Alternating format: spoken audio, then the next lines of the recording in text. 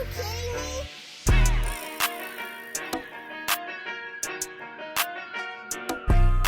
good, everyone, and welcome back to the channel. I appreciate all of you for tuning in. Today we're going to be looking at a few different cards that are jumping in the market right now, some very specific cards, and hopefully you have some of these in a stash because they are starting to go crazy, right? A lot of stuff is heating up in the market right now, and we're going to take a look at that. And the more I get on the alt website, I am loving it. This site is absolutely amazing to look at all kinds of data plugged in from APIs across various different sources to include golden auctions, PWCC, a lot of different stuff on here you can find so you can get the best average and you can pretty much see what's going on with the market across trends of sports, Pokemon, Lorcana, and a bunch of different stuff. So we'll go ahead and take a look at it right now.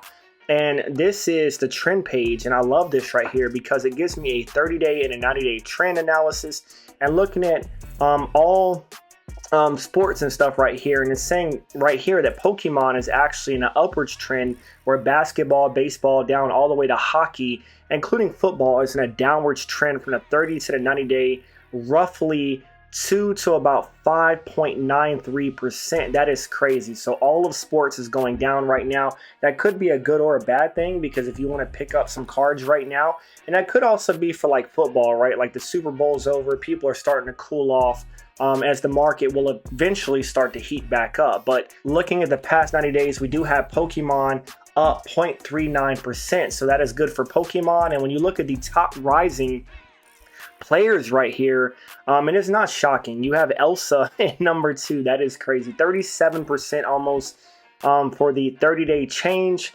and she just took off, right? Elsa's taking off. Leafeon is taking off 26.21%, and then in top right here you have 37.53% is Jalen Green for the NBA. So you can look at this. You also have top falling. You have Kenny Pickett dropped quite a bit, Bronny James, and Poliwrath all the way down here for the Pokemon that is on the falling portion. Now transitioning over to the next thing we're going to look at is the Charizard. Just to wrap up the update on this. So the last time we looked at this Charizard, it was pending for sale at a crazy amount of $252,000. After you look at the premium, after the buyer's premium, right, they had to give to the sellers $294,773.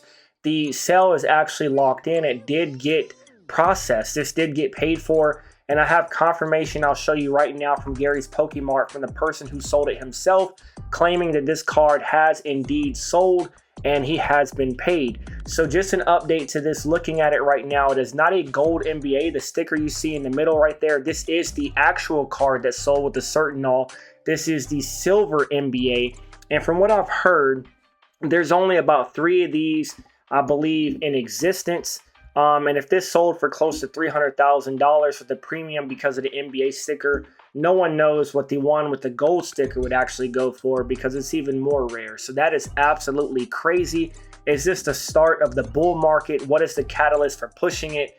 And what do y'all feel about this sale, right? It's about double what we've seen in the recent past for Charizard first editions, and I'm starting to see a lot of different first edition Charizards start to go up in value, where people are hoping that a PSA 9 gets back up to about $70,000, $80,000, which is quite crazy right now. And if the price pushes up for a lot of these PSA cards, like on the WotC stuff, I would not be surprised if people start to feed over to the CGC stuff again because the prices are so much cheaper when you're looking at like a CGC 10 first edition Charizard. So people will still want to pick up these grails, and it probably will push up some of the value on some of the CGC cards because they're more attainable than the PSA cards are right now that are starting to skyrocket. So you want to pay attention to that. Now looking at the next thing we're going to look at right here, the first and probably only Pokemon card on this list I want to mention today, a notable mention, is the Magic card from Scarlet and Violet from Paldea Evolved. Now this is the English one. The Japanese one did cool off. It is worth substantially less than this one right now, but this one is going crazy. This artwork is absolutely stunning. A lot of people love this Magic card, and it's going to be a grail in the future. It's just a phenomenal looking artwork. You see Gyarados in the background at the top if you've ever actually looked up close on it, and it's just a really, really nice card. And this card is, there's 538 PSA 10 for the PSA Pop, and it says BGS population. You only have one. Now, I haven't checked it on BGS itself, but it's saying you have one in existence. That is extremely rare for this card if that is the case. But looking at the recent transactions, you see an auction on April 3rd as high as $610. This card is very, very expensive, and it has taken off to a crazy amount. You even have a PSA 8.5 Pop 2, highest bid right now, 5 days left at $71.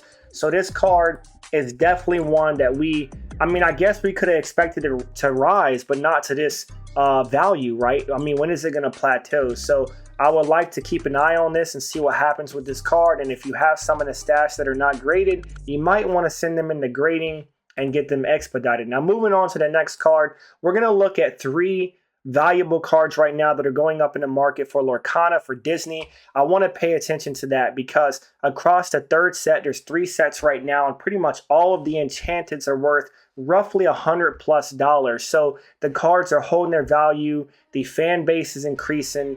A lot of prices dipped, and now they're starting to go back up, and they're going up to some crazy prices. Now, the second one from the first set right here, which is the first chapter, an enchanted, would be Aurora. This card is starting to take off. Secondary to Elsa, of course. The highest bid right now is $443 with 1 day and 13 hours left. A PSA 10 pop of 482. So you have PSA population of 1098. Right now, these cards fresh out the pack are grading pretty good because it's a new game, and the cards are pretty well made. They come out in pretty crispy condition, just comparable to One Piece. They're pretty thick, like really nice cards.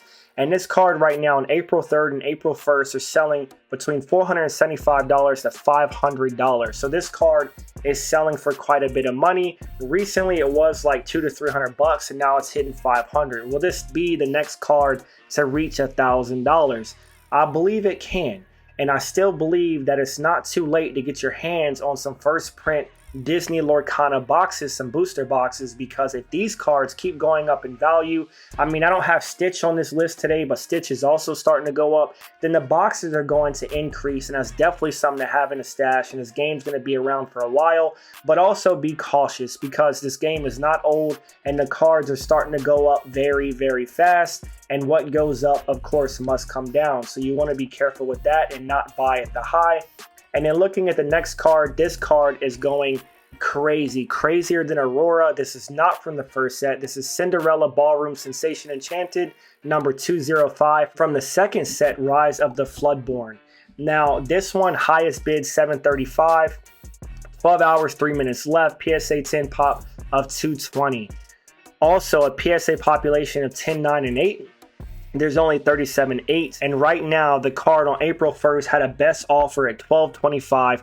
That is not the sold price. I would have to look on 130point.com to see exactly what it sold for, but you can see right here the buy it now price on April 2nd and April 3rd was as high as $1,000 respectively. So this card right now on the second set is beating the Aurora, and it's a really nice card. We're starting to see a theme here that the princesses are starting to rise in value very, very rapidly. So you want to pay attention to that. And then the last thing we're going to look at is the Charizard of Lorcana herself, right? You have from the first chapter, Enchanted Elsa. People love this card. There's a lot going on with this card. There's a beautiful holographic going on with it. If you see around her wrist, right, you can't really see the hollow hit, but it has some hollow features around her wrist right here. And this card has a population a lot higher than the others at 1,179 PSA 10 pop. Highest bid right now, 4 days and 13 hours left at $1,305. You have 10s, 9s, 8.5s, and 8s. And the 8.5s are probably going to be incredibly rare because there's only 2 of them. And you had a buy it now price at $2,600, the best offer. It was lower than $3,000, but they were asking $3,000. So this card is hovering between $2,650 to roughly $2,761 right now. So it's close to $3,000. And a lot of people are watching Elsa very closely to see if she cracks that $3,000 barrier and where she's going to go in the future. So there's a lot of hype surrounding this card. This card raw is starting to go up very, very high to what the PSA 10 graded version was roughly a week ago. And you're seeing raw copies around $1,300 to $1,500 now, which is crazy for this card.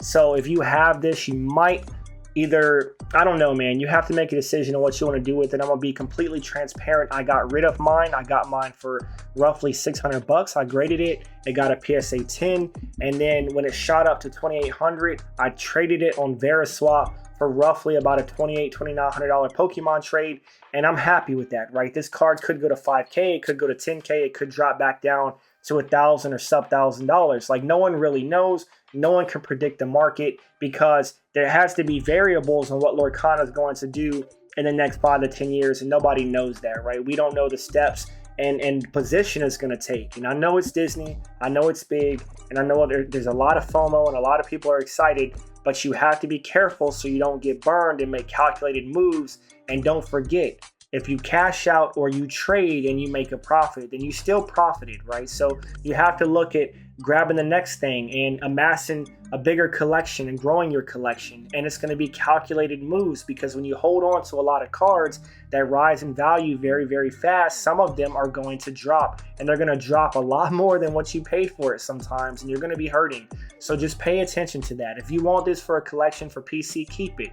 If you don't watch Elsa, if you don't watch Frozen, if you have nothing, no interest in it, then get rid of it, right? Get rid of it for something that you enjoy and something you rather have, because right now I do feel like across the market there is some artificial pumping of some cards out there. Now, it's hard to pinpoint if Elsa's being artificially manipulated, because she is a very popular character, a top grossing franchise movie for Disney, but you still have to be very cautious. So I appreciate y'all tuning in. Drop a comment, let me know what you think. I'll be back soon with another video, and I'll see y'all later. Out.